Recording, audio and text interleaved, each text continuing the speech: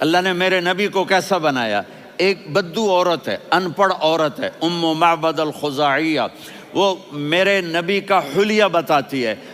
آپ کو ترجمہ کر کے سناؤں گا، لیکن آپ الفاظ کا ردم اور الفاظ میں میوزک وہ آپ سب محسوس کریں گے۔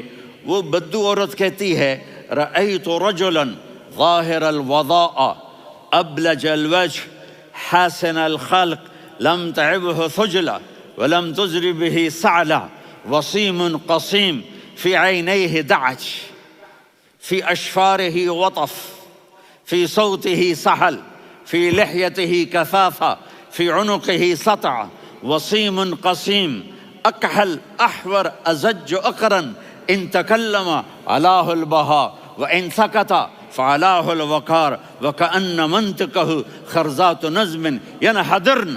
اللہ، پتہ چلا کہ الفاظ کا ردم، وہ کوئی بولو تو صحیح، کیا ردم ہے۔ اب ترجمہ سنو۔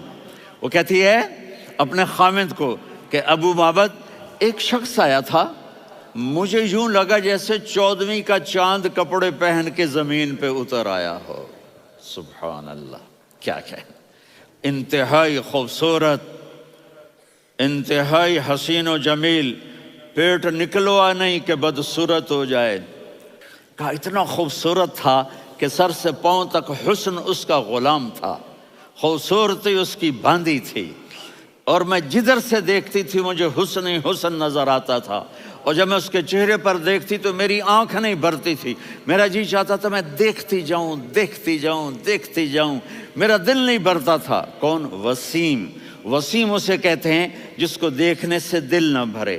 قسیم، جدھر سے دیکھو حسن ہو، اسے کہتے ہیں قسیم، کہ اس کی آنکھیں بڑی موٹی، احور، ادعج، اشکل، انجل، ابرج، اہدب، یہ سب میرے نبی کی آنکھوں کی تعریف ہے۔ ان 5-6 الفاظ کا ایک مطلب ہے کہ اللہ نے کائنات میں ایسی حسین آنکھ کسی کی بنائی نہیں تھی۔ حسن و جمال آنکھوں میں، اور پلکیں بڑی لمبی، یہ عورتیں یہاں نکلی لگا لیتی ہیں نا لمبا لمبا کرنے کے لیے، تو میرے نبی کے قدرتی یہ بال لمبے تھے حسن کو بڑھانے کے لیے۔ داڑھی بڑی خوبصورت تھی، زبان میں، آواز میں جادو تھا، آواز میں کشش تھی، آواز میں ایک ایسا دل کھنچتا تھا، گردن لمبی تھی، سر سے پاؤں تک حسن و جمال تھا۔ جب وہ بولتے تھے نور چھا جاتا تھا، جب وہ خاموش ہوتے تھے وقار چھا جاتا تھا۔ اور سوا البطن و صدر، سینہ اور پیٹ برابر، سبت القصب، سیدھا قد تھا، سیدھا قد، بالکل سیدھا قد۔ عریض المنکبین، چھاتی چوڑی تھی۔ طویل الزندین، بازو لمبے تھے۔ رحب الراحہ، یہ ہتھیلی بڑی چوڑی تھی، چوڑی ہتھیلی سخاوت کی نشانی ہوتی ہے۔ رحب مسیح القدمین، پاؤں اتنے نرم تھے لگتا تھا اس پر تیل لگا ہوا ہے، اور پانی اس سے یوں نیچے چلا جاتا تھا۔ اور یمشی تکفین، کندھے جھکا کے چلتے تھے۔ اللہ اکبر، یہاں 4 آدمی سلام کریں تو آدمی یوں ہو جاتا ہے، اور میرے نبی کو فرشتے سلام کر رہے ہیں اور آپ یوں چلتے تھے، ایسے ایسے چلتے تھے، تھوڑے سے کندھے جھکا کے چلتے تھے، ایسے آپ کبھی نہیں چلے۔ جو دیکھنے میں ایسا حسین ہو اس سے پیار کیوں نہ کیا جائے۔ خاندان اونچا ہو تو آدمی اس کی قدر اور عظمت کرتا ہے۔ میرے نبی کا خاندان کیا ہے؟ میرے نبی نے فرمایا اللہ نے آدم کی ساری اولاد سے عرب کو چنا، عرب کی ساری اولاد سے مضر کو چنا، مضر کی ساری اولاد سے قریش کو چنا، قریش کی ساری اولاد سے ہاشم کو چنا، اور ہاشم کی ساری اولاد سے اللہ نے مجھے چنا۔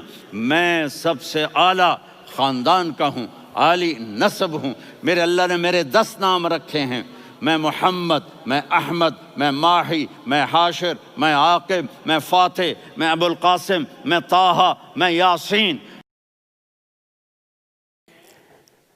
ان سے پوچھو، میں ایک مثال دیتا ہوں، محبت ہوتی ہے نا، چھوٹا بچہ گود کا، میرا چاند، میرا دلارا، یہ اس کا بچہ ہے بٹن جتنا، یہ نبیل کا اتنا سا ہے، تو اس کو کبھی یوں اٹھاتا ہے، کبھی یوں اٹھاتا ہے، کبھی یوں اٹھاتا ہے، کبھی یوں اس کو لوریاں دیتا ہے، میرا چاند۔ کالا ٹٹ میرا چاند، میرا چاند، میرا چاند۔ تو میرے رب کو اپنے حبیب سے محبت ہے تو صرف محمد نہیں کہتا، چونکہ محمد کہنے سے محبت کا فلو نکلتا نہیں، تو اللہ نے اپنی محبت کے فلو کو نکالا، میرا محمد، میرا احمد، میرا ماہی، میرا حاشر، میرا عاقب، میرا فاتح، میرا قاسم، میرا ابو القاسم، میرا طٰہٰ، میرا یاسین۔ یہ اللہ نے اپنے حبیب کے نام۔ اور پھر قرآن میں جاؤ، شاہد، مبشر، نذیر، داعی الی اللہ، سراج منیر، رؤوف، رحیم، عزیز، حریص، مزمل، مدثر۔ یہ اللہ نے پورے قرآن میں سارے نبیوں کا نام لیا، یا عیسیٰ، یا موسیٰ، یا یحییٰ، یا ابراہیم، یا نوح، نام لے کر پکارا، لیکن اپنے حبیب کو ایک دفعہ بھی یا محمد نہیں کہا، بلکہ لقب سے پکارا، یا ایھا النبی، یا ایھا الرسول، یا ایھا المزمل، یا ایھا المدثر۔ میرے رب نے اپنے حبیب کو ساری نسلوں میں سب سے عالی نسل بنایا۔ اگر اپنے نبی سے پیار نہ کریں تو کس سے پیار کریں؟